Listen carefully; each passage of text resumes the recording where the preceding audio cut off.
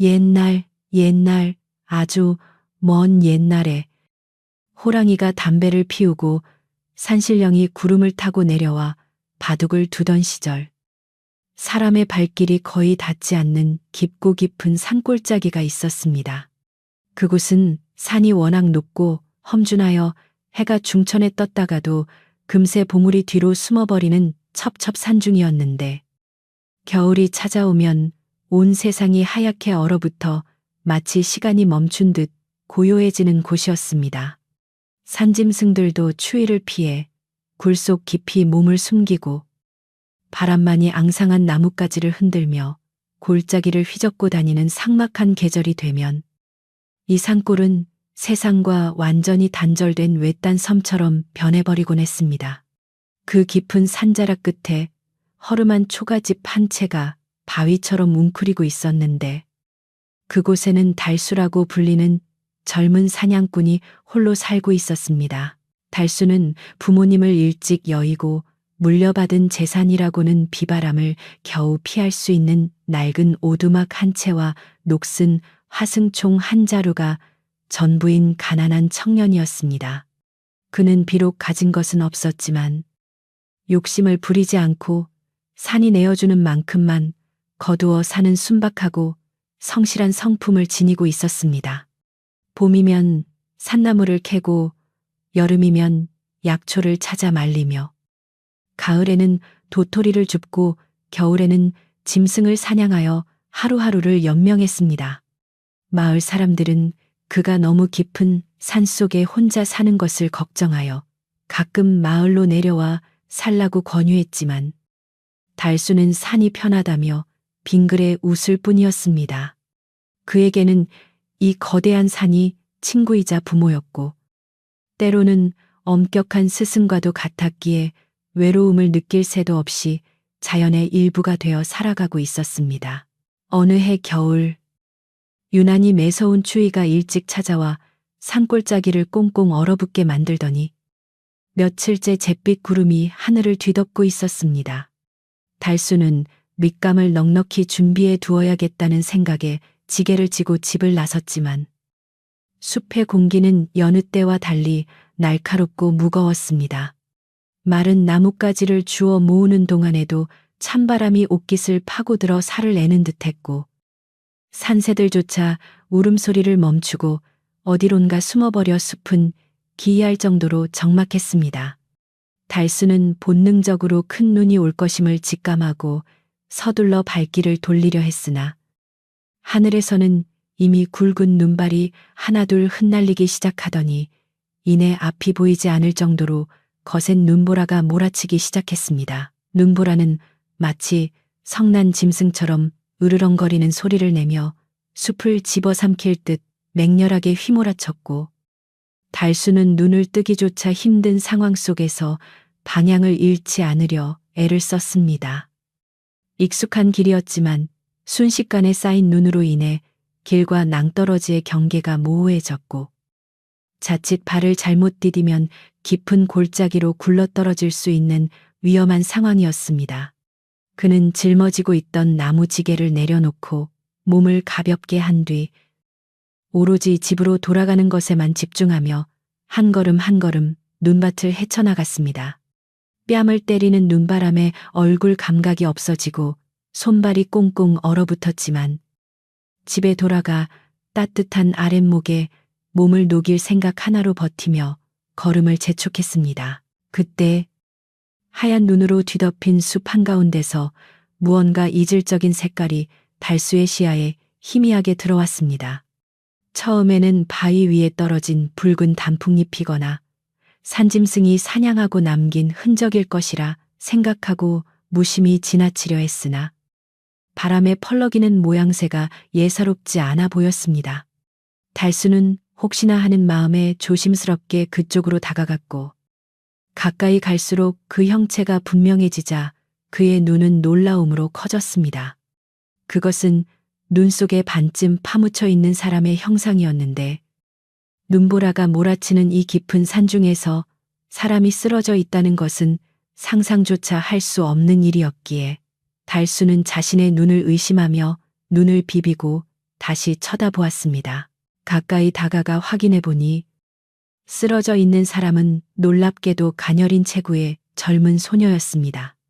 그녀는 이미 정신을 잃은 지 오래된 듯 미동도 하지 않았고 얼굴은 핏기 하나 없이 창백하여 마치 눈으로 빚어놓은 조각상처럼 보였습니다.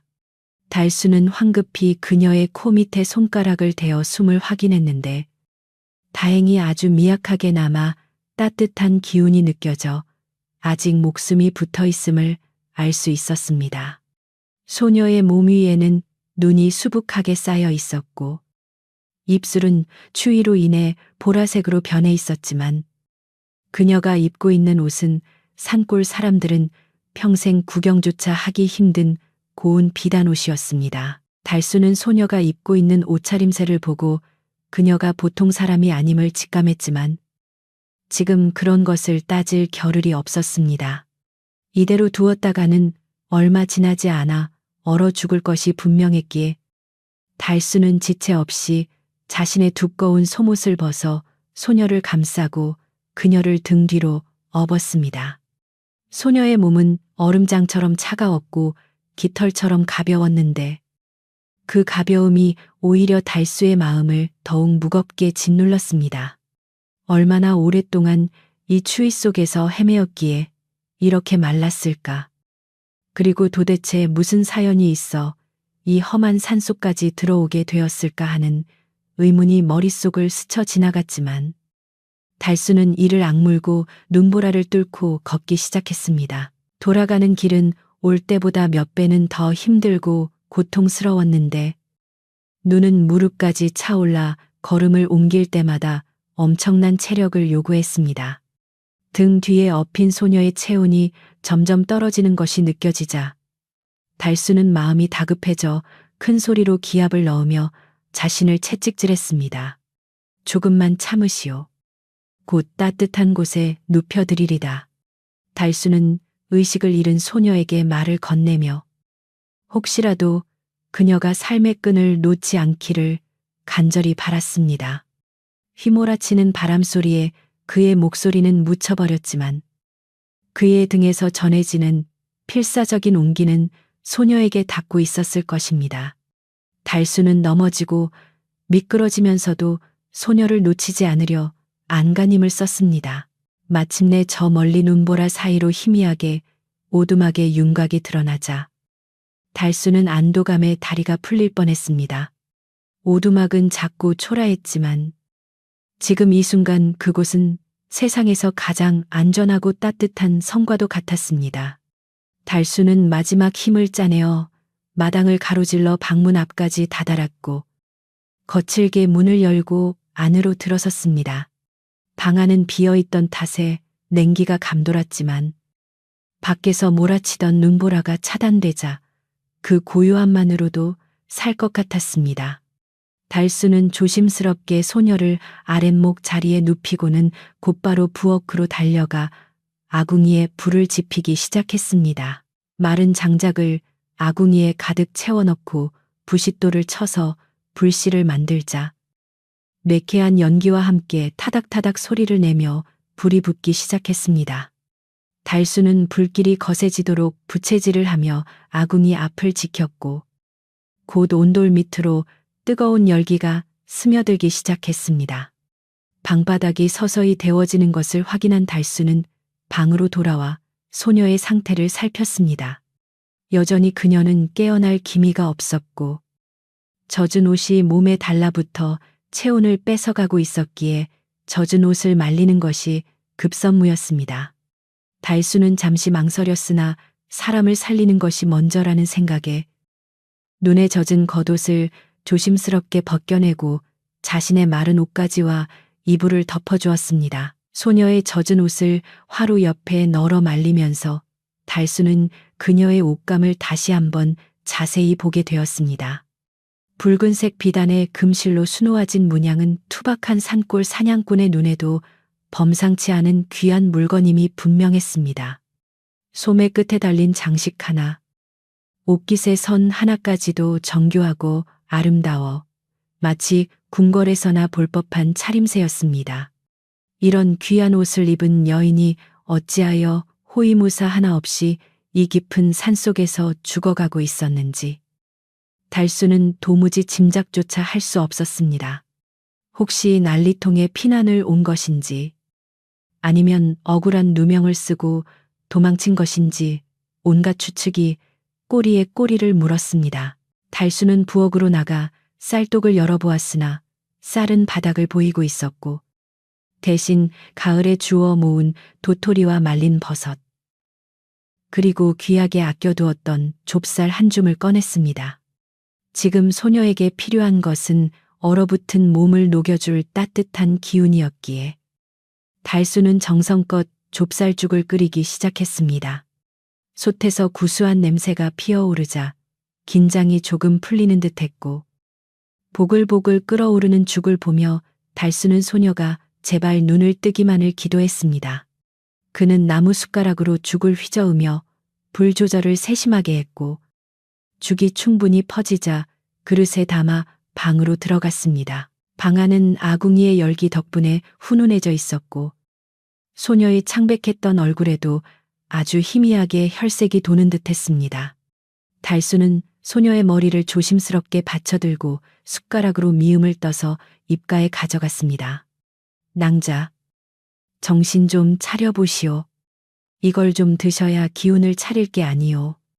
달수는 아이를 달래듯 부드러운 목소리로 속삭이며 굳게 닫힌 그녀의 입술 사이로 따뜻한 미음을 조금씩 흘려 넣었습니다.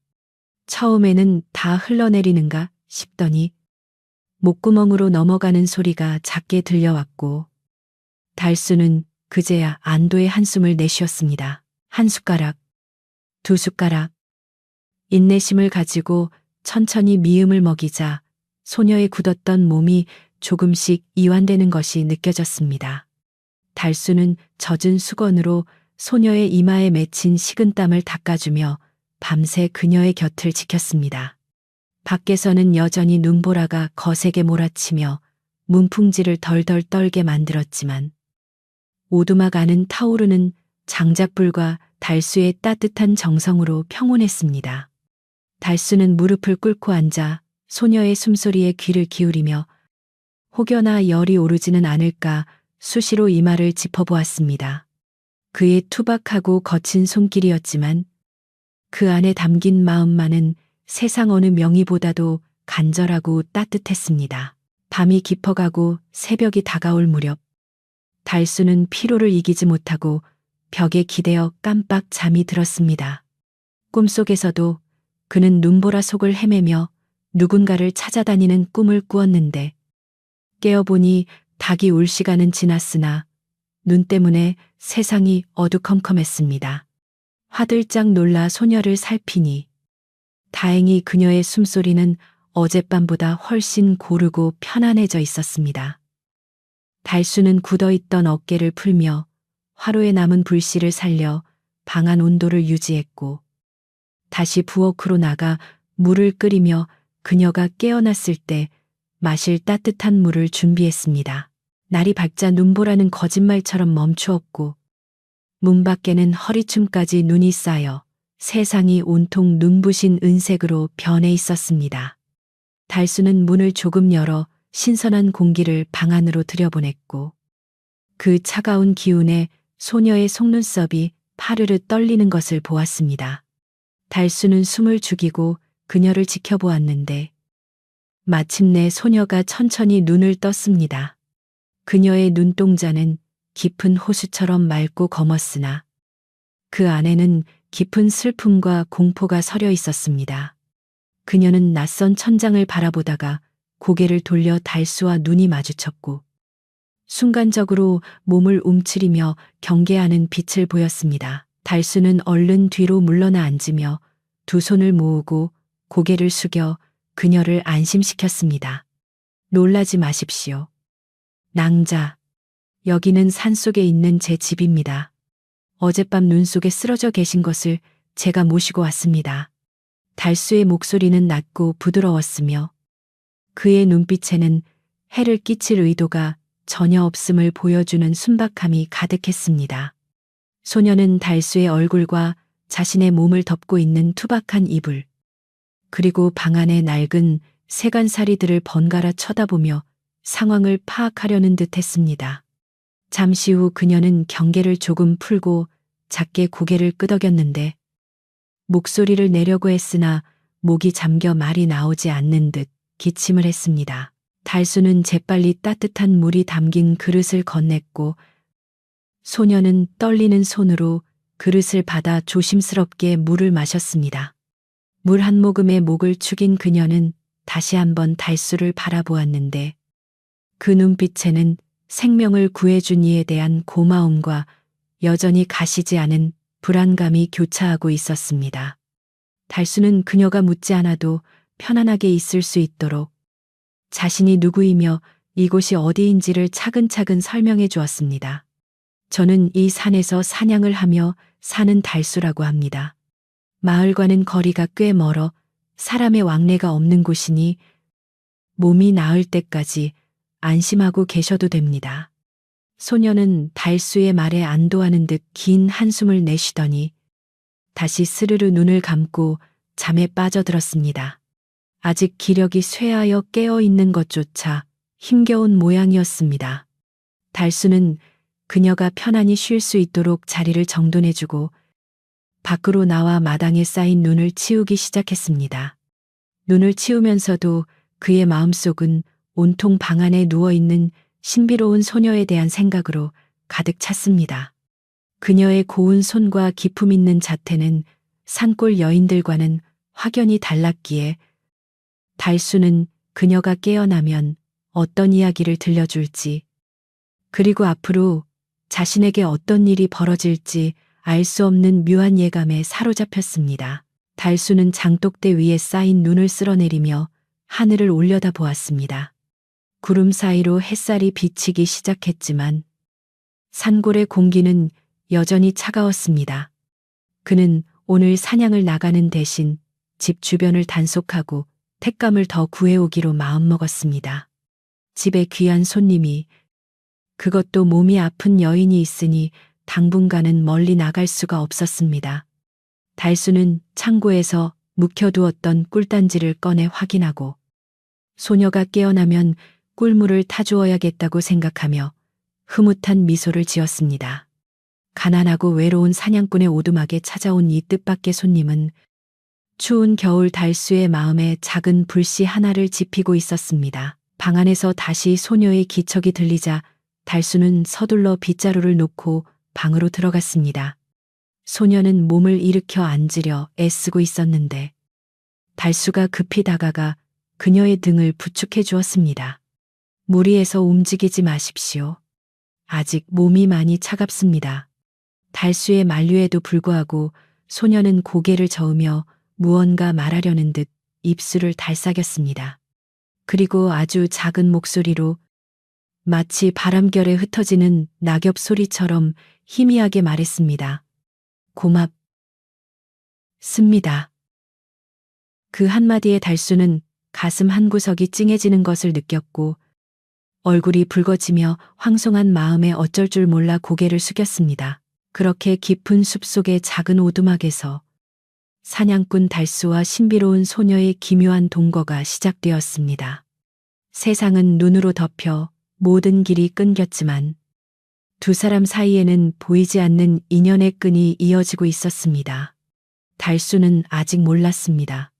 자신이 구한 이 가녀린 소녀가 훗날 자신의 운명을 송두리째 바꿔놓을 존귀한 분이라는 사실을, 그리고 이 깊은 산골까지 그녀를 쫓는 어두운 그림자가 서서히 다가오고 있다는 사실을 말입니다. 오직 타오르는 아궁이 불빛만이 두 사람의 앞날을 비추듯 일렁이고 있었습니다. 며칠이 지나도록 산골의 눈보라는 멈출 줄을 모르고 하염없이 쏟아져 내렸지만 달수의 낡은 오두막 안은 그 어느 때보다 따뜻한 온기로 가득 차 있었습니다. 소녀는 사경을 헤매던 고비를 넘기고 겨우 정신을 차렸으나 지난밤의 충격이 너무 컸던 탓인지 아니면 말 못할 사연이 있는 것인지 입을 굳게 다문 채 좀처럼 말을 하지 않았습니다. 달수는 그녀가 깨어난 것만으로도 천만다행이라 여기며 그녀에게 꼬치꼬치 과거를 묻거나 이름을 캐묻는 대신 그저 묵묵히 곁을 지키며 필요한 것을 챙겨주었습니다. 그는 아침 일찍 일어나 꽁꽁 언개 곡물을 깨다가 맑은 물을 길어오고 산속을 뒤져 겨우 찾아낸 말린 약초들을 정성껏 다려 그녀에게 건넸습니다. 소녀는 달수가 건네는 약사발을 두 손으로 공손히 받아 마시며 감사의 눈빛을 보냈지만 그녀의 눈동자 깊은 곳에는 여전히 지울 수 없는 불안과 슬픔이 그늘처럼 드리워져 있었습니다. 그녀는 자신이 누구인지, 어디서 왔는지에 대한 질문을 받을 때마다 고통스러운 표정으로 머리를 감싸 쥐거나 먼 산을 바라보며 침묵으로 일관했습니다. 달수는 그런 그녀를 보며 혹시 기억을 잃은 것은 아닐까 짐작하면서도 굳이 그녀의 아픈 상처를 건드리고 싶지 않아 기억이 돌아올 때까지 편히 계시라는 말만 남기고 조용히 자리를 비켜주곤 했습니다. 그는 그녀를 그저 낭자라고 부르기로 했고 소녀 또한 그 호칭에 거부감 없이 조용히 고개를 끄덕이며 달수의 배려를 받아들였습니다. 달수의 일상은 소녀가 오고 나서부터 완전히 달라졌는데 예전에는 해가 뜨면 무작정 산을 타며 짐승을 쫓기에 바빴지만 이제는 집안을 돌보는 일에 더 많은 정성을 쏟게 되었습니다. 그는 외풍이 심한 문틈을 흙으로 꼼꼼하게 메우고 낡아서 삐걱거리던 마루를 손보아 소녀가 다니기에 불편함이 없도록 고쳤습니다. 또한 땔감이 떨어지지 않도록 틈만 나면 지게를 치고 나가 마른 나무를 산더미처럼 해와 처마 밑에 쟁여두었는데 수북하게 쌓인 장작들을 볼 때마다 마음이 든든해져 절로 콧노래가 나왔습니다. 혼자 먹을 때는 찬밥 한 덩이로 대충 때우던 끼니도 이제는 소녀를 위해 구수한 된장국을 끓이고 아껴두었던 쌀을 꺼내 밥을 지으며 정성을 다했습니다. 소녀 또한 몸이 조금씩 회복되자 가만히 누워만 있는 것을 미안해하며 집안일을 거두려고 애를 썼는데 달수가 만류해도 그녀는 고집스레 비를 들고 방을 쓸거나 마당에 눈을 치우려 했습니다. 하지만 그녀가 빗자루를 쥐는 모양새나 행주를 짜는 손길은 너무나 서툴고 어설퍼서 평생 험한 일이라고는 해본 적 없는 귀한 집 자제임이 분명해 보였습니다. 한 번은 달수가 사냥해 온 토끼 가죽을 손질하려 하자 소녀가 돕겠다며 나섰다가 거친 가죽의 촉감에 놀라 손을 베일 뻔한 적도 있었습니다. 달수는 화들짝 놀라 그녀의 손을 잡고 살폈는데 그녀의 손가락은 백옥처럼 희고 고와서 투박한 자신의 손과는 너무나 대조적이었습니다. 낭자. 이런 험한 일은 제가 다 할 테니 그저 아랫목에 앉아 몸조리나 잘하십시오. 달수는 짐짓 엄한 표정을 지으며 말했지만 속으로는 그녀의 고운 손이 망가질까 노심초사하는 마음뿐이었습니다. 소녀는 달수의 투박하지만 따뜻한 걱정에 미안한 듯 고개를 숙였고 대신 달수의 해진 옷을 기워주겠다며 바늘과 실을 찾았습니다. 그녀가 바느질하는 모습은 마치 한 폭의 그림처럼 우아하고 정갈했는데 바늘을 움직이는 손끝의 섬세함은 산골 아낙네들의 솜씨와는 차원이 달랐습니다. 달수는 묵묵히 바느질을 하는 소녀의 옆모습을 훔쳐보며 이 초라한 오두막이 그녀 덕분에 갑자기 환해진 것 같은 착각에 빠지곤 했습니다. 그러던 어느 날 달수는 쌀독과 소금 항아리가 바닥을 보이는 것을 발견하고 마을로 내려가 장을 봐야겠다고 결심했습니다. 눈이 많이 와서 길이 험했지만 더 이상 미룰 수 없었기에 그는 소녀에게 집 단속을 잘하라고 신신당부한 뒤 짐을 챙겨 산을 내려갔습니다. 누가 와도 절대 문을 열어주지 말고 인기척을 내지 마십시오. 달수의 걱정 어린 당부에 소녀는 걱정 말라는 듯 차분한 눈빛으로 배웅해 주었습니다. 달수는 자꾸만 뒤를 돌아보며 떨어지지 않는 발걸음을 옮겼고 눈 덮인 산길을 내려가며 집에 혼자 있을 소녀 생각에 마음이 조급해져 걸음을 재촉했습니다. 산 아래 마을은 오랜만에 내린 큰 눈으로 인해 사람들로 북적이고 있었는데 장터에는 눈을 치우는 사람들과 물건을 사고 파는 상인들의 외침으로 활기가 넘쳤습니다. 달수는 사람들의 눈에 띄지 않으려 모자를 깊게 눌러쓰고 필요한 물건들만 재빨리 사서 돌아가려 했으나 좁은 시골 마을에서 그의 등장은 금세 사람들의 이목을 끌었습니다. 평소에는 소금이나 화약 정도만 사가던 달수가 오늘은 여인들이 쓰는 참빗과 동백기름 그리고 고운 댕기까지 사는 것을 본 장터의 아낙네들이 수군거리기 시작한 것입니다. 어머, 저기 달수 총각 아니야. 저 총각이 웬일로 여자 물건을 다 산대. 호기심 많은 주막집 주모가 달수를 불러 세우며 농을 던지듯 물었습니다. 아니, 달수 총각 장가라도 든게야 혼자 사는 호라비가 빚이랑 기름은 어디다 쓰려고 그리 바리바리 싸들고 가나. 달수는 당황하여 얼굴이 붉어진 채 얼버무렸습니다. 아, 아니요. 그냥 부탁받은 게 있어서. 그럼 이만 바빠서 가보겠소.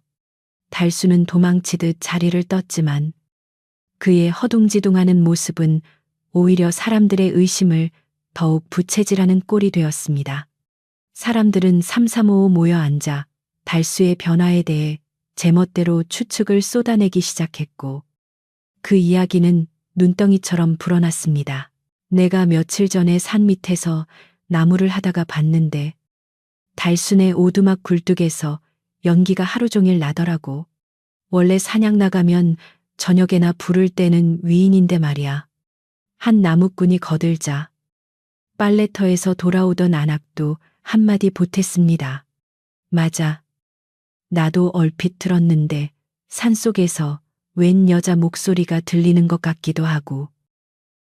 혹시 산신령한테 홀린 거 아니야? 마을 사람들의 입방아는 끝이 없었고 급기야 달수가 어디서 도망친 여자를 데려와 숨겨두고 산다더라. 아니다. 산적들이 납치한 양반집 규수라더라 하는 터무니없는 소문까지 퍼지게 되었습니다. 이 소문은 바람을 타고 마을에서 제일 가는 부자이자 욕심쟁이로 소문난 박 주사의 귀에도 들어갔습니다. 박 주사는 마을의 논밭을 대부분 소유하고도 모자라 고리대금으로 가난한 소작농들을 쥐어짜며 재산을 불리는데 혈안이 된 인물이었습니다. 그는 따뜻한 사랑채에 앉아 기름진 고기를 씹으며 하인들이 전해주는 마을의 소문을 듣고 있었는데 달수의 이야기가 나오자 번들거리는 눈을 반짝이며 관심을 보였습니다. 뭐라 그 가난뱅이 사냥꾼 놈이 계집을 숨겨두고 있다고. 그것도 아주 고운 여인네 물건을 사갔단 말이지.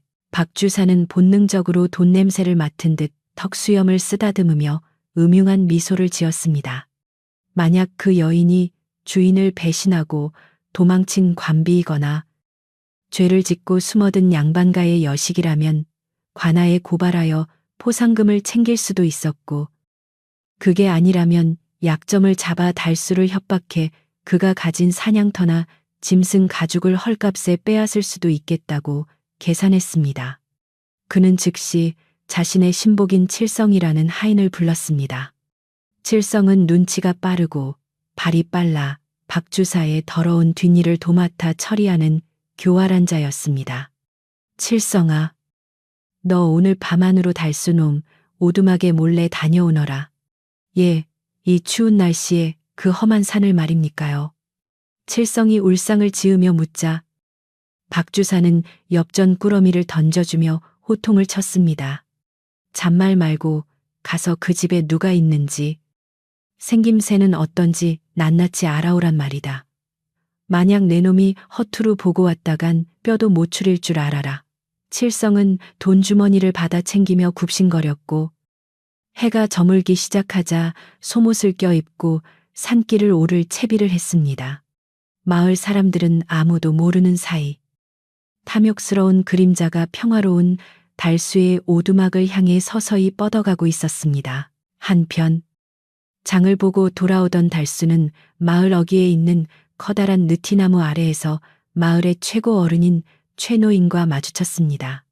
최 노인은 젊은 시절 한양을 오가며 넓은 세상을 경험했고 사람을 보는 눈이 깊어 마을 사람들의 존경을 받는 현자였습니다. 그는 지팡이를 짚고 서서 산을 올려다보고 있었는데 달수가 인사를 건네자 걱정스러운 표정으로 그를 바라보았습니다. 달수야, 요즘 산속 생활은 별일 없느냐? 최 노인의 질문은 평범한 안부 인사였지만 그 속에 담긴 묵직한 울림의 달수는 뜨끔하여 잠시 머뭇거렸습니다.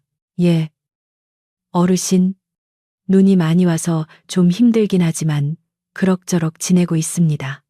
달수가 애써 태연하게 대답하자 최 노인은 지팡이로 땅을 툭툭 치며 낮게 읊조렸습니다.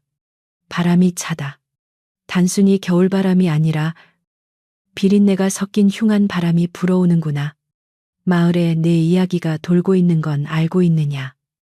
달수는 깜짝 놀라 고개를 들었고 최 노인의 깊은 눈동자와 마주쳤습니다. 사람의 입은 막을 수 없고 욕심 많은 자의 귀는 늘 열려 있는 법이다. 특히 박 주사가 내 집에 관심을 두고 있다는 소리가 들리니 각별히 조심하거라. 최 노인의 경고는 달수의 가슴에 비수처럼 꽂혔습니다. 박 주사가 어떤 사람인지 누구보다 잘 알고 있는 달수였기에 그가 관심을 보인다는 말은 곧 재앙이 닥칠 수도 있다는 뜻이었습니다. 명심하겠습니다.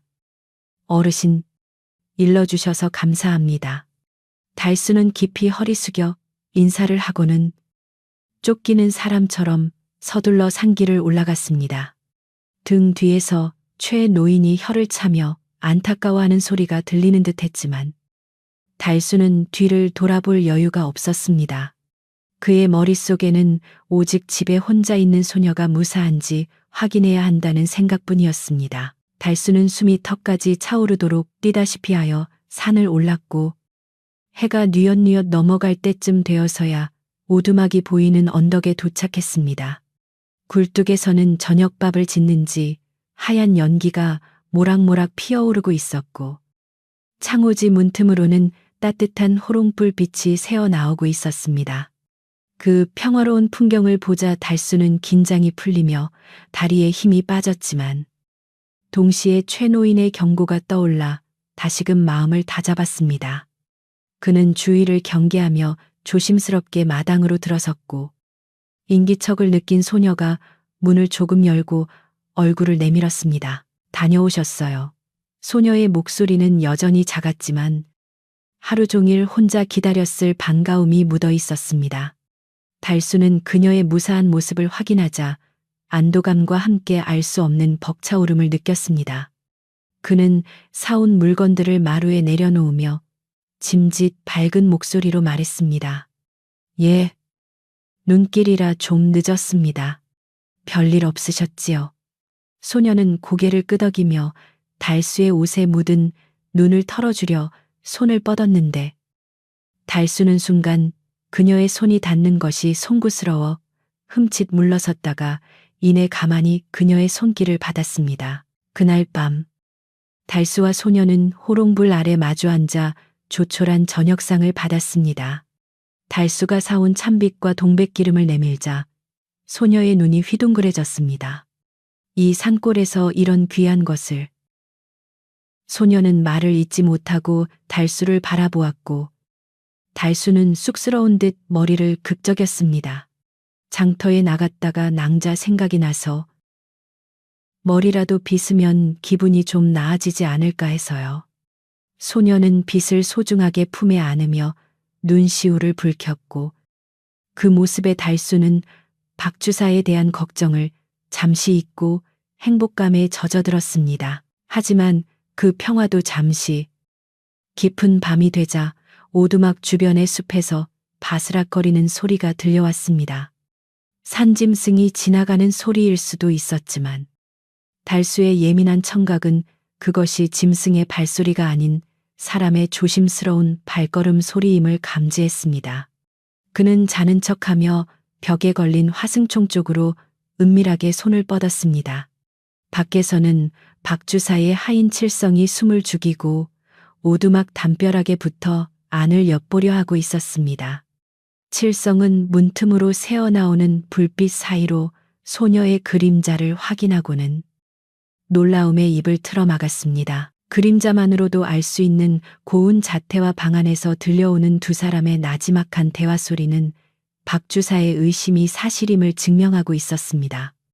칠성은 더 자세히 보기 위해 손가락에 침을 발라 문풍지의 구멍을 뚫으려다가 달수가 헛기침을 크게 하는 소리에 화들짝 놀라 뒷걸음질 쳤습니다.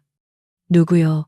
달수의 굵은 목소리가 터져 나오자 칠성은 혼비백산하여 눈밭을 구르며 도망쳤습니다. 달수는 벌떡 일어나 문을 열고 밖을 살폈으나 이미 어둠 속으로 사라진 발자국만이 남아있을 뿐이었습니다. 달수는 마당에 찍힌 어지러운 발자국을 보며 이것이 단순한 호기심이 아님을 직감했습니다. 최 노인의 말이 맞았습니다. 비린내 나는 바람이 탐욕과 재앙을 품은 검은 구름이 이 작은 오두막을 향해 몰려오고 있었습니다. 달수는 방으로 들어와 겁에 질린 소녀를 안심시켰지만 그의 표정은 그 어느 때보다 단호하고 비장했습니다. 낭자. 아무래도 이곳이 알려진 것 같습니다. 내일 날이 밝는 대로 떠날 채비를 해야 할지도 모르겠습니다. 달수는 밤새 잠들지 못하고 화승총을 무릎에 둔 채 문 앞을 지켰고 밖에서는 불길한 바람 소리가 밤새도록 울어대고 있었습니다. 동지 섣달 긴 밤이 지나고 다시 아침이 밝아왔지만 달수의 오두막에는 여느 때와는 다른 무겁고 차가운 침묵만이 감돌고 있었습니다. 지난밤 오두막을 훔쳐보던 낯선 그림자가 남긴 발자국은 눈 위에 선명하게 찍혀 있었고 달수는 그 발자국이 단순한 호기심을 넘어선 명백한 위협임을 뼈저리게 느끼고 있었습니다. 그는 이른 새벽부터 마당에 나가 발자국을 확인하며 이것이 필시 마을의 욕심쟁이 박주사가 보낸 첩자의 짓일 것이라 확신했습니다. 밤새 한숨도 자지 못한 달수의 눈은 팍에 들어가 있었고 입술은 바싹 타들어갔지만 방 안에서 곤히 잠든 소녀를 보며 불안한 마음을 애써 억누르고 있었습니다.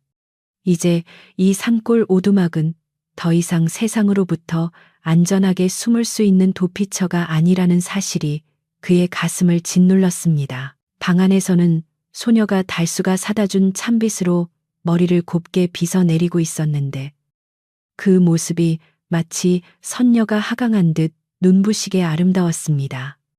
헝클어졌던 머리카락을 단정하게 빗어 넘기고 동백기름을 발라 윤기를 더하니 그녀가 지닌 본래의 기품이 드러나 초라한 오두막 안을 환하게 비추는 듯했습니다.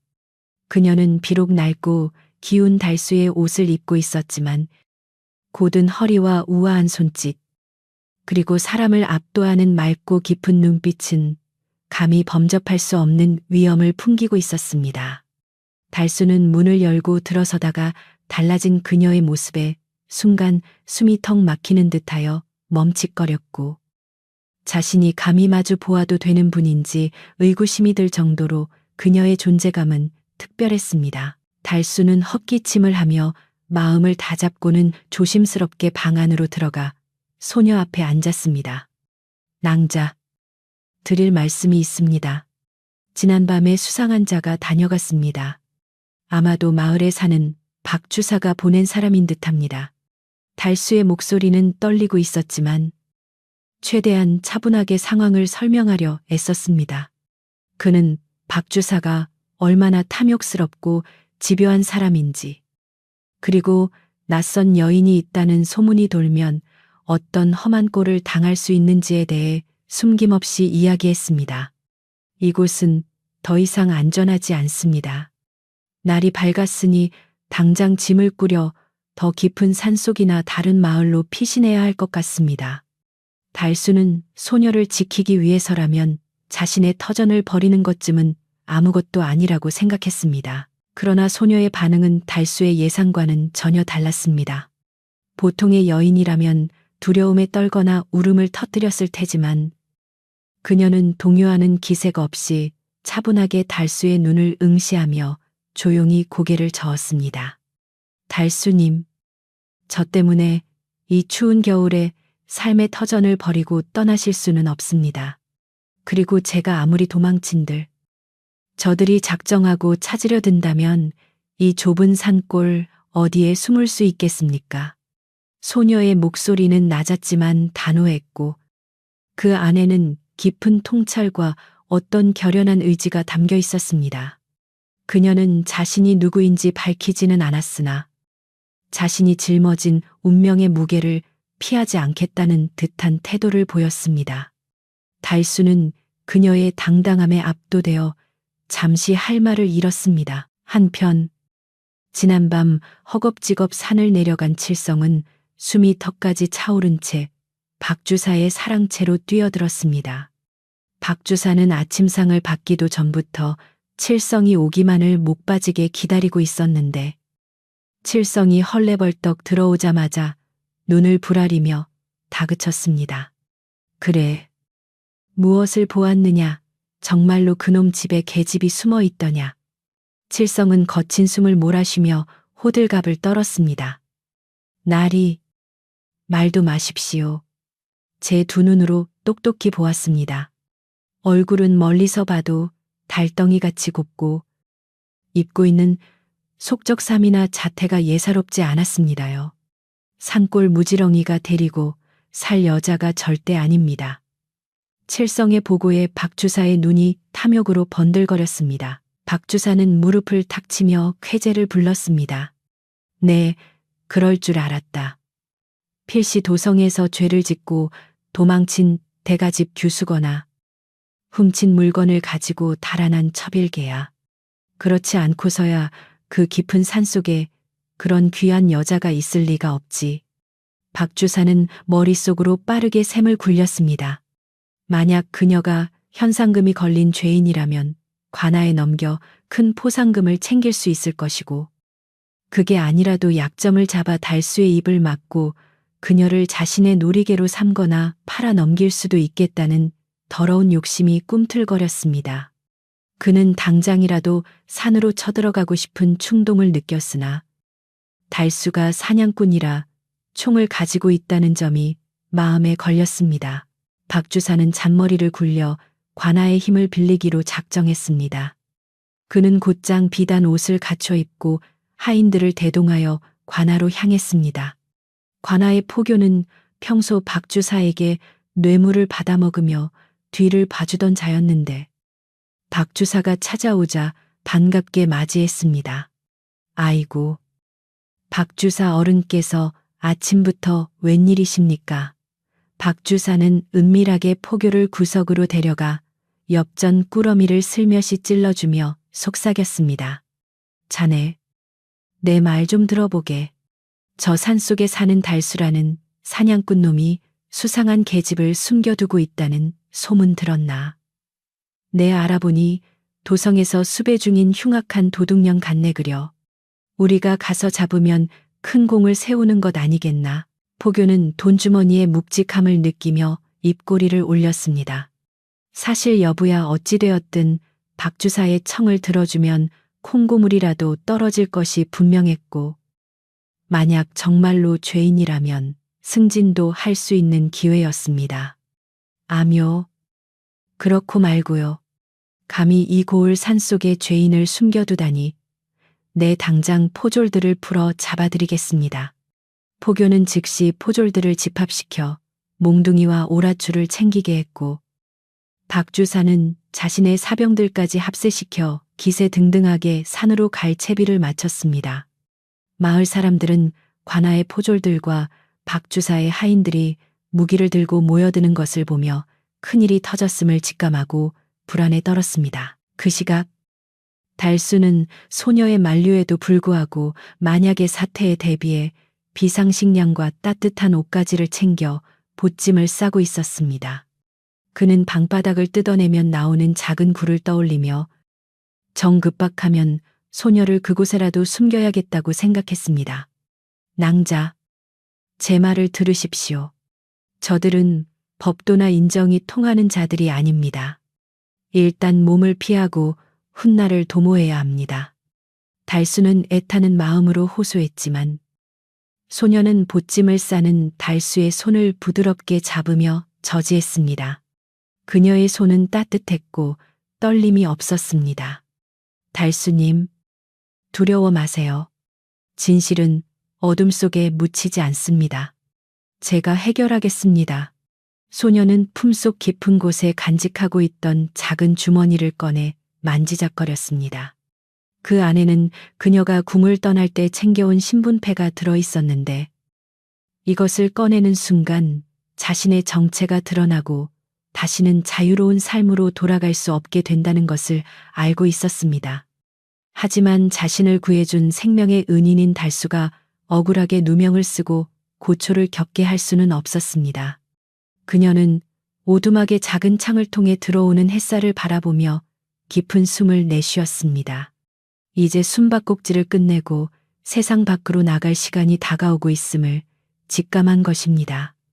그녀의 눈빛은 더 이상 가녀린 소녀의 것이 아니라 한 나라의 존엄을 지닌 왕족의 기백으로 빛나고 있었습니다. 정오가 가까워질 무렵 산 아래쪽에서 왁자지껄한 소리가 들려오기 시작했습니다. 고요하던 숲의 정적을 깨고 수십 명의 발자국 소리와 거친 고함 소리가 메아리쳐 울렸습니다. 산짐승들은 놀라 뿔뿔이 흩어졌고 까마귀 떼가 불길하게 울며 하늘을 배회했습니다. 달수는 하던 일을 멈추고 밖으로 나가 산 아래를 내려다 보았습니다. 멀리서 봐도 박주사의 화려한 가마와 포졸들의 붉은 옷이 흰눈 위에서 선명하게 눈에 띄었습니다.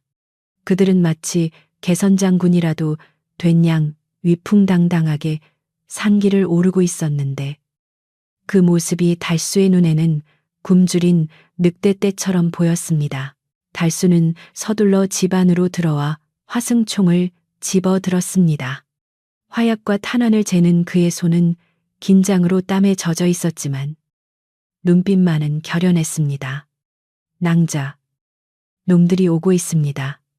부디 방 안에 계시고 나오지 마십시오. 제가 놈들을 막아내겠습니다. 달수는 방문을 걸어 잠그려 했으나 소녀는 자리에서 일어나 옷매무새를 가다듬으며 문 앞으로 다가왔습니다. 아닙니다. 저들이 찾는 것은 저이니 제가 나가야 합니다. 소녀의 목소리에는 거역할 수 없는 힘이 실려 있었고 달수는 그녀를 막아야 한다는 생각과 그녀의 뜻을 따라야 한다는 생각 사이에서 갈등했습니다. 박주사와 포졸들의 행렬은 어느새 오두막이 보이는 언덕까지 올라왔습니다. 박주사는 가마에서 내려 거만한 표정으로 지팡이를 휘두르며 소리쳤습니다. 여봐라 저기, 저 오두막이다. 쥐새끼 한 마리도 빠져나가지 못하게 겹겹이 포위하거라. 포졸들은 창과 몽둥이를 들이대며 오두막을 에워쌌고 박주사의 하인들은 횃불을 들고 위협했습니다. 이놈 달수야, 내 놈이 죄인을 숨겨두고 있다는 것을 다 알고 왔다. 썩 나와서 오라를 받지 않으면 집에 불을 지를 테다. 칠성의 앙칼진 목소리가 고요한 산골짜기를 찢어놓았습니다. 달수는 총을 겨누며 마당으로 뛰쳐나갔습니다. 누구 마음대로 남의 집에 함부로 들어오는 게냐. 썩 물러가지 않으면 쏘겠다. 달수의 고함에 포졸들이 잠시 주춤했지만 수정 열쇠는 어쩔 수 없었습니다. 박주사는 비웃으며 앞으로 나섰습니다. 허허, 이놈이 아주 간이 배 밖으로 나왔구나. 관아의 포졸들에게 총부리를 겨누다니 내 놈이 진정 죽고 싶은 게로구나. 박주사의 신호의 포졸들이 일제히 달수를 향해 조여오기 시작했고 달수는 등 뒤의 방문을 지키기 위해 필사적으로 버텼습니다. 팽팽한 긴장감이 감돌며 금방이라도 피바람이 불 것 같은 일촉즉발의 상황이었습니다. 그때였습니다.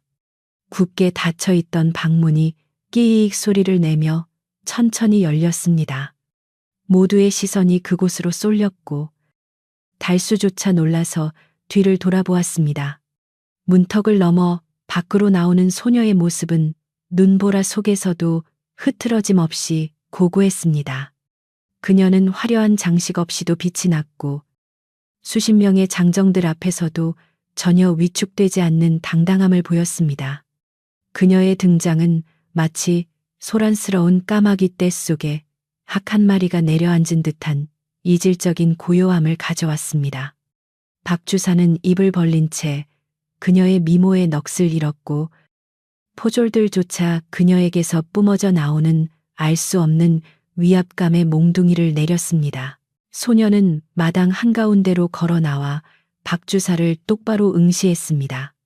그녀의 눈빛은 서리발처럼 차가웠고 목소리는 낮지만 오두막 마당을 쩌렁쩌렁하게 울릴 만큼 명료했습니다. 어느 안전이라고 함부로 고함을 지르고 행패를 부리는가. 그녀의 호통은 단순한 여인의 외침이 아니라 오랫동안 사람을 부려온 자만이 가질 수 있는 권위가 실려 있었습니다.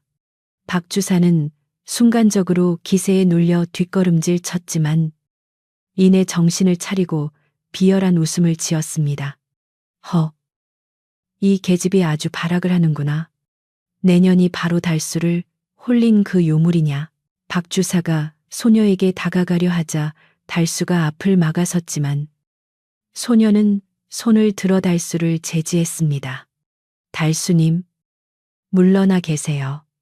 더러운 손이 닿게 할 수는 없습니다. 그녀는 품속에서 천천히 손을 꺼냈습니다.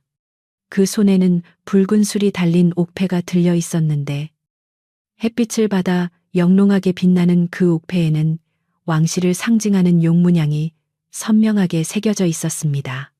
옥패를 보는 순간 관아의 포교는 사색이 되어 다리가 풀린 듯 주저앉았고 상황을 파악하지 못한 박주사만이 어리둥절하여 눈을 껌벅였습니다. 이것이 무엇인지 아는가. 소녀가 옥패를 높이 들어 보이자 포졸들 사이에서 웅성거림이 일기 시작했습니다.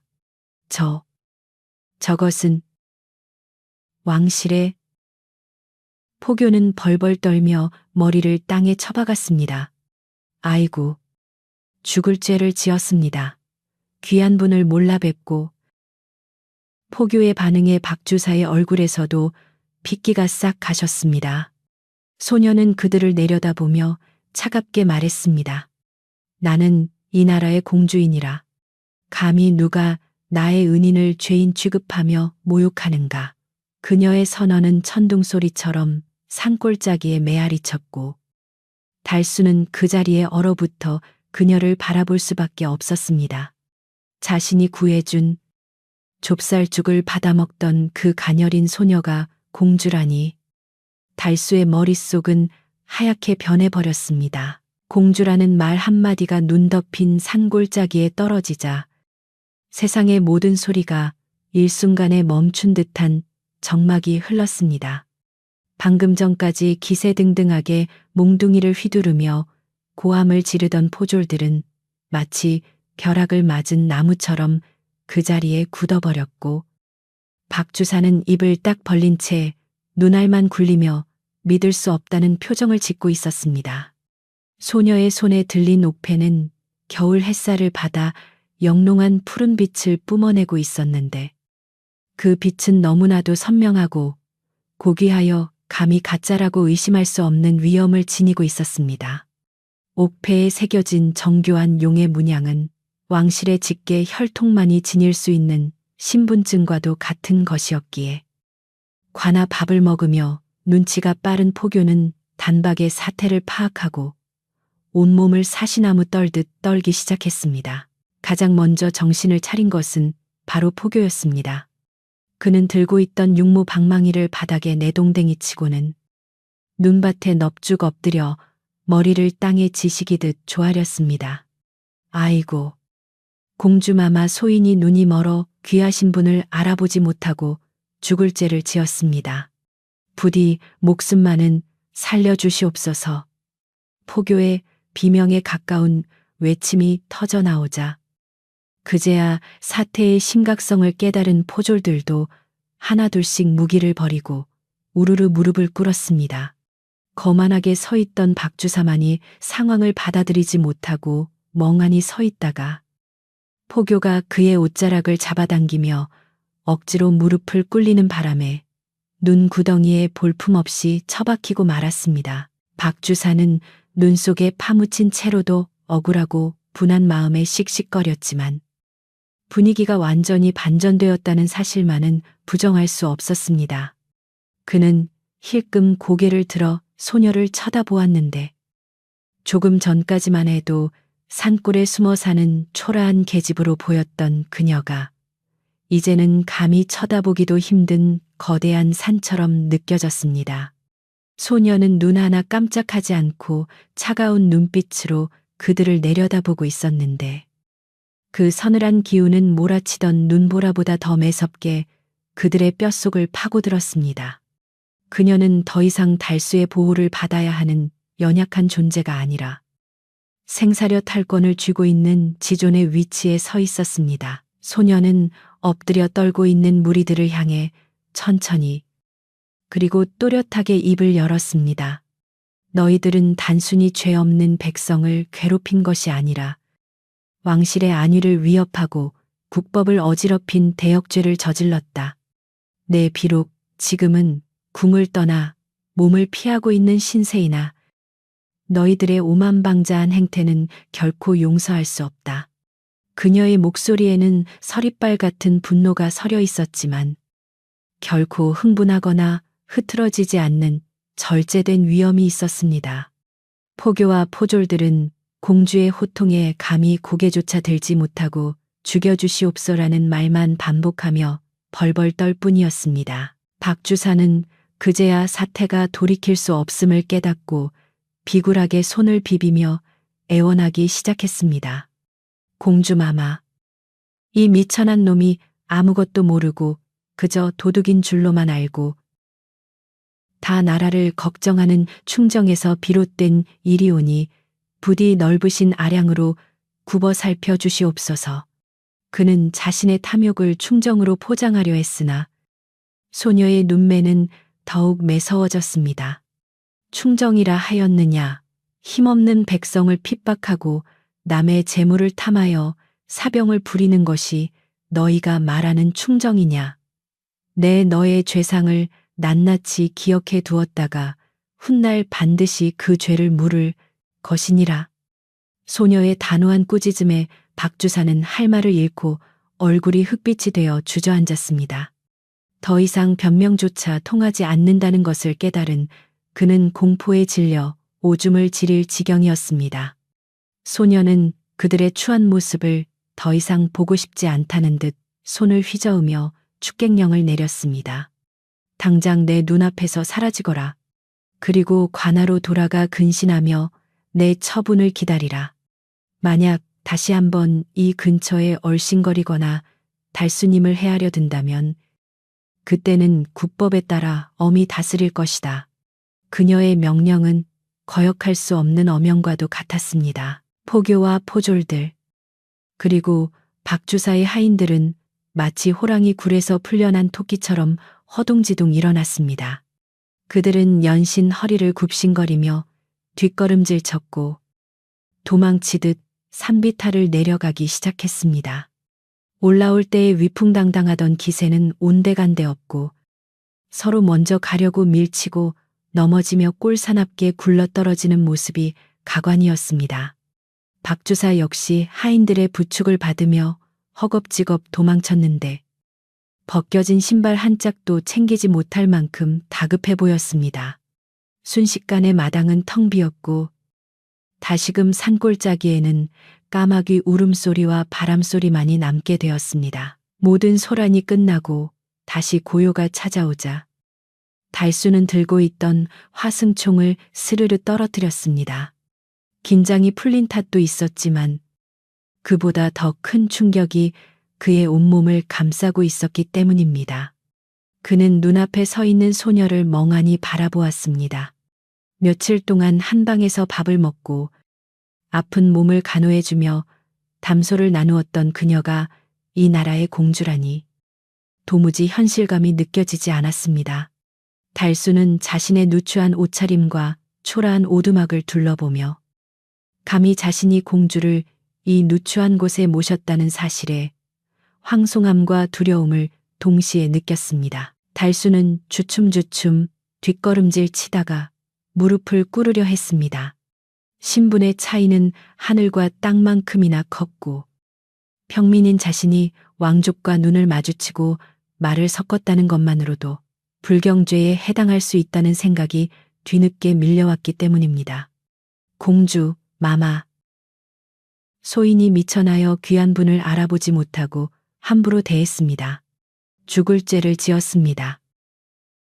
달수의 목소리는 떨리고 있었고 고개는 땅에 닿을 듯 숙여졌습니다. 조금 전까지 그녀를 지키기 위해 총을 들었던 용맹한 사냥꾼의 모습은 사라지고 신분 질서에 순응하는 백성의 모습만이 남아 있었습니다. 하지만 소녀는 꿇어 앉으려는 달수의 팔을 재빨리 잡아 일으켜 세웠습니다. 그녀의 손길은 여전히 따뜻하고 부드러웠으며 그 안에는 달수에 대한 깊은 고마움과 미안함이 담겨 있었습니다.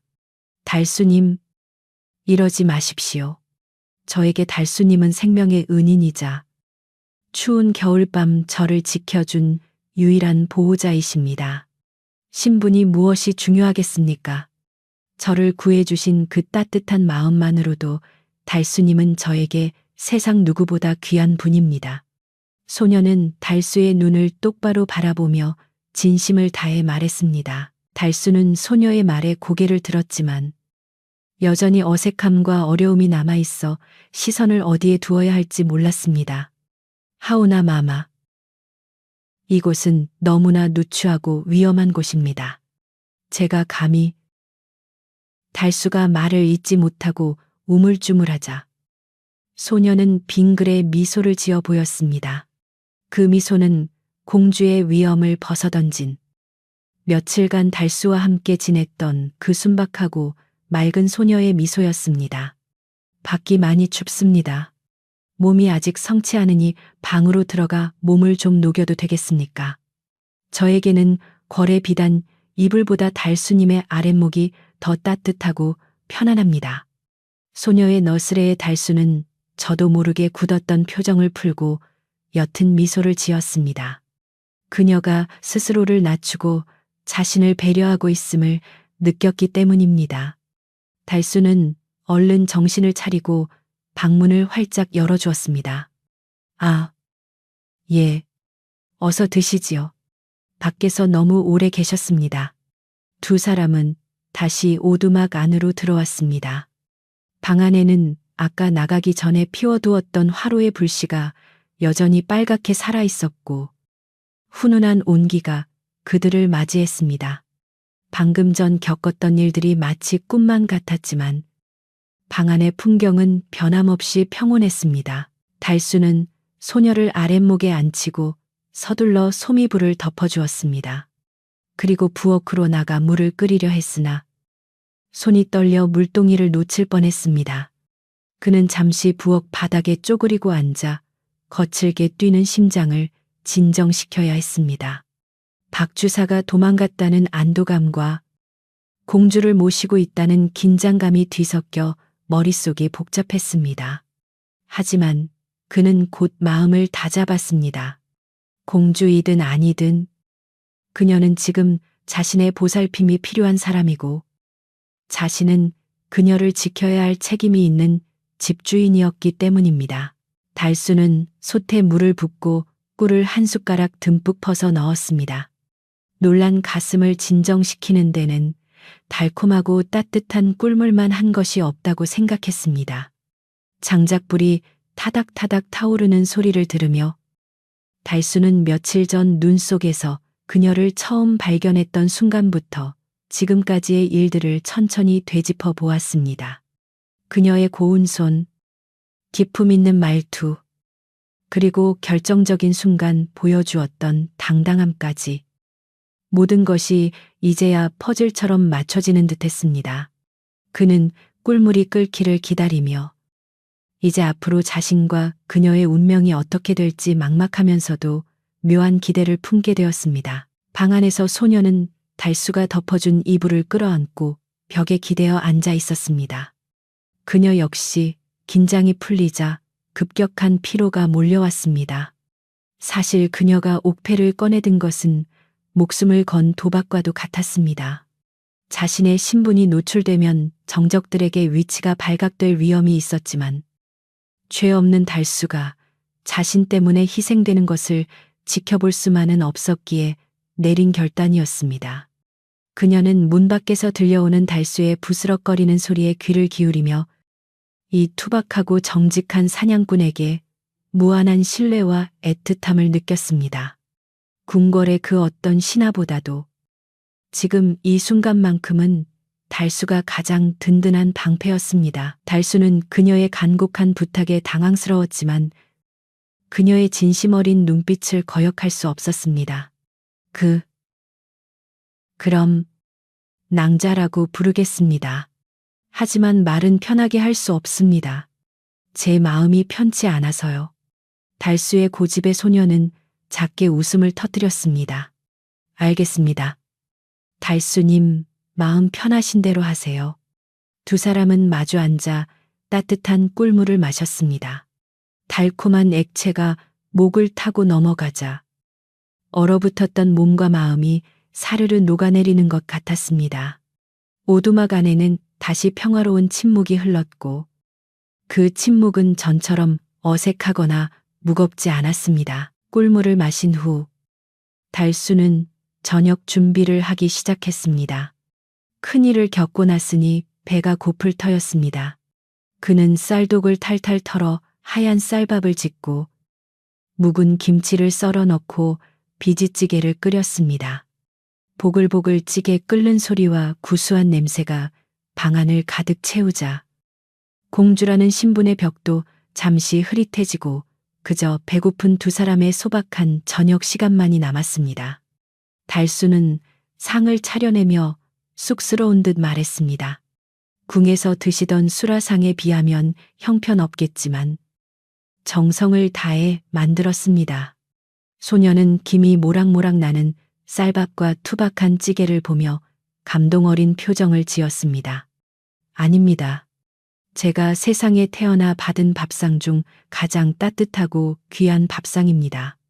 그녀는 숟가락을 들어 국물을 한 모금 떠먹고는 환하게 웃었습니다. 정말 맛있습니다. 달수님, 솜씨가 대단하세요. 달수는 그녀가 맛있게 먹는 모습을 보며 안도했고 자신도 숟가락을 들었습니다.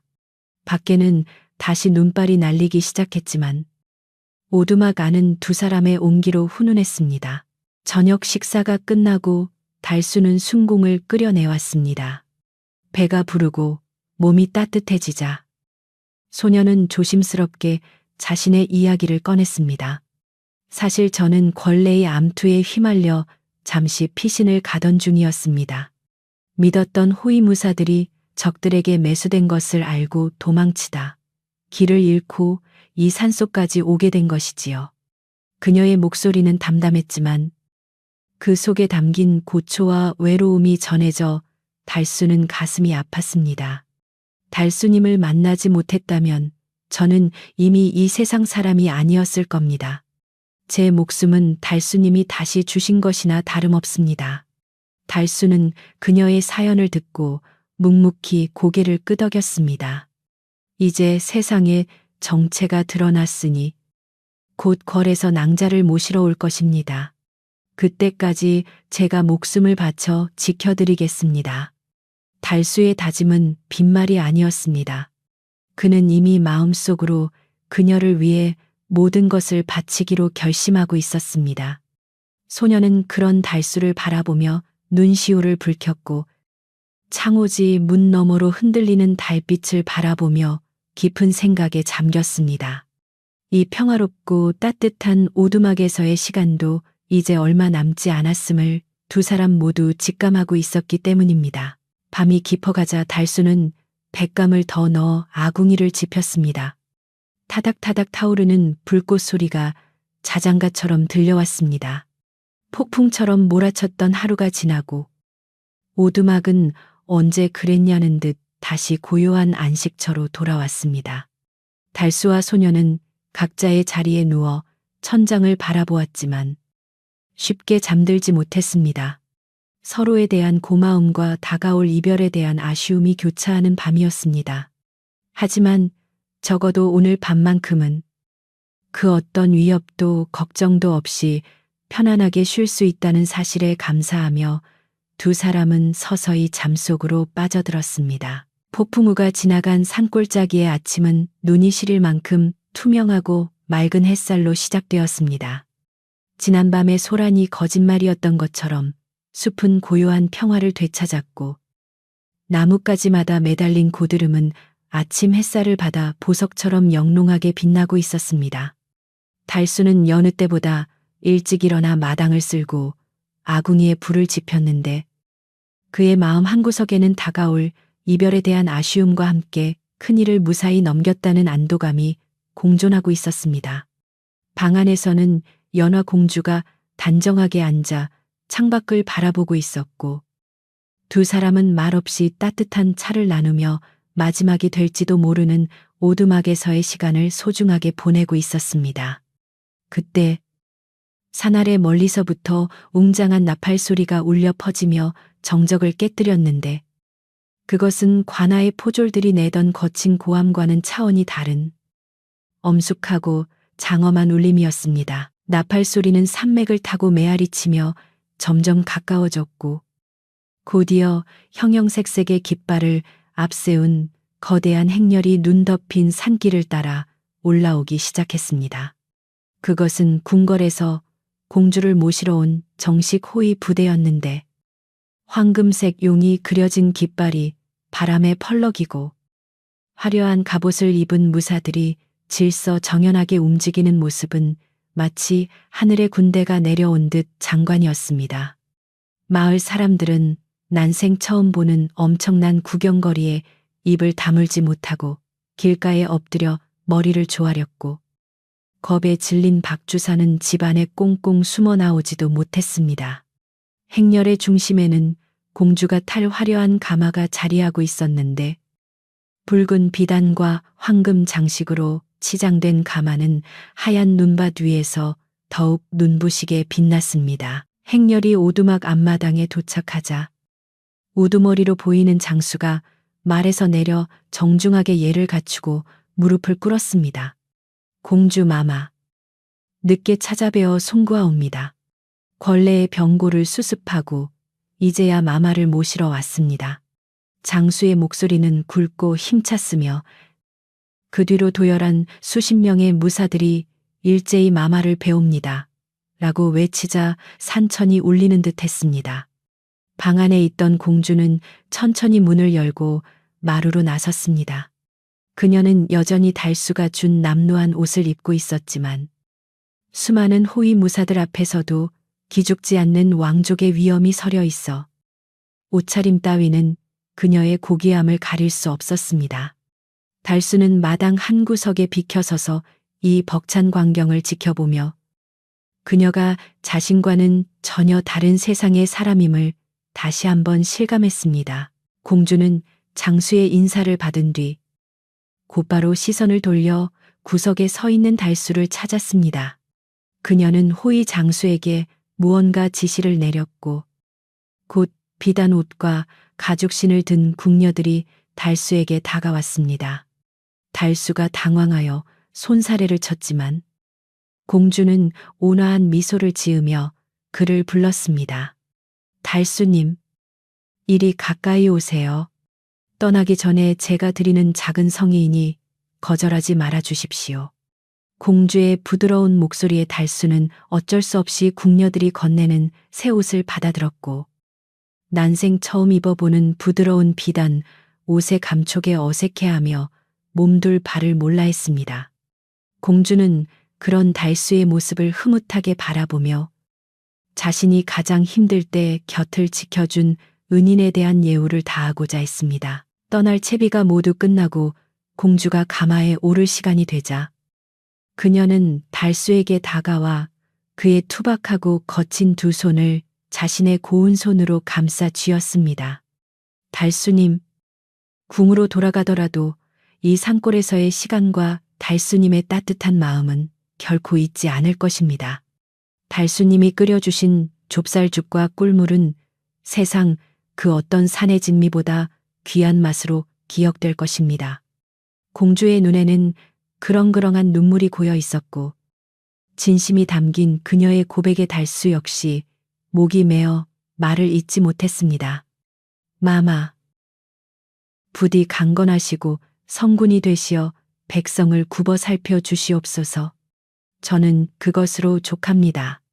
달수는 떨리는 목소리로 마지막 작별 인사를 올리며 깊이 허리를 숙였습니다. 공주가 가마에 오르자 행렬은 다시 나팔 소리와 함께 산을 내려가기 시작했습니다.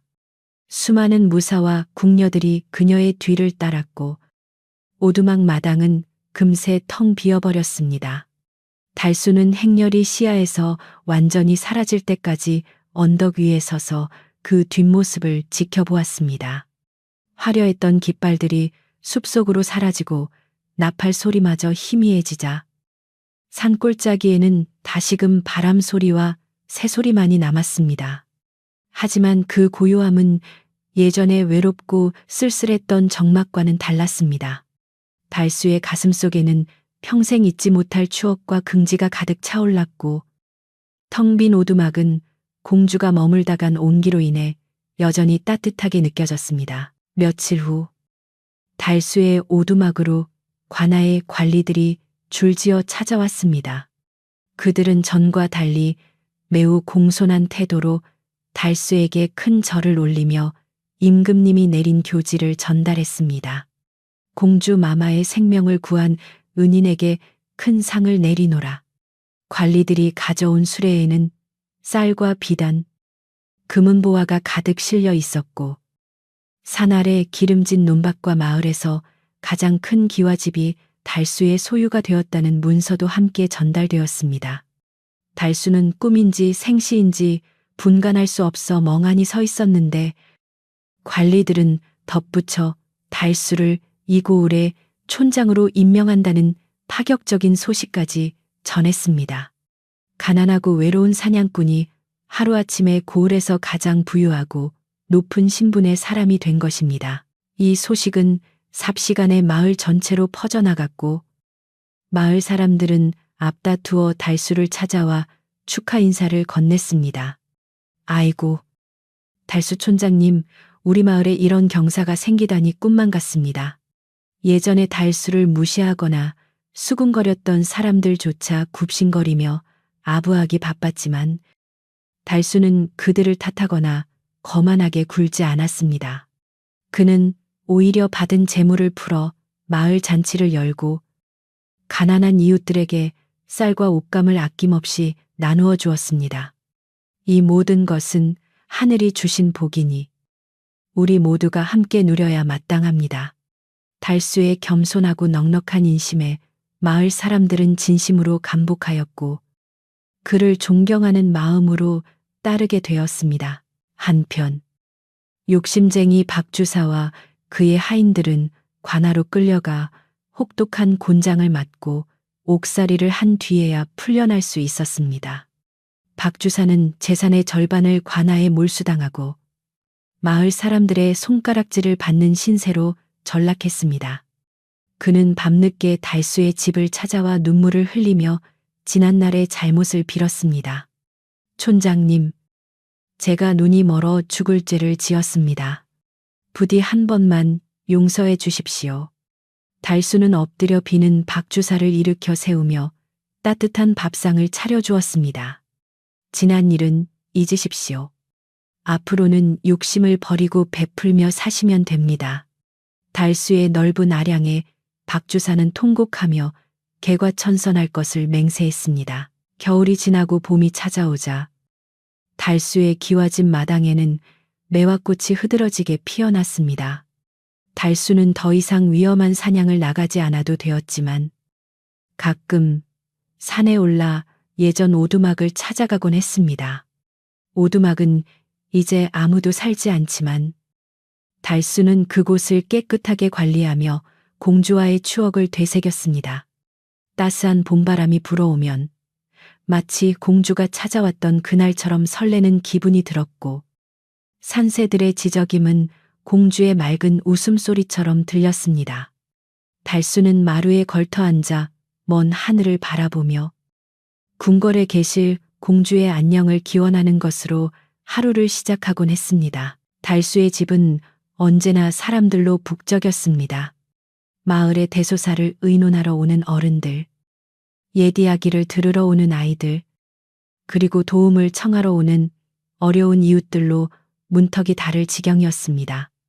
달수는 넉넉한 곳간을 열어 배고픈 이가 없게 하고, 억울한 일을 당한 이가 있으면 관아에 가서 대변해주며 진정한 마을의 어른으로 거듭났습니다. 그는 비록 혼자였지만 결코 외롭지 않았습니다. 마을 사람 전체가 그의 가족이 되었고, 마음속에는 언제나 아름다운 공주와의 인연이 별처럼 빛나고 있었기 때문입니다. 어느 맑은 날,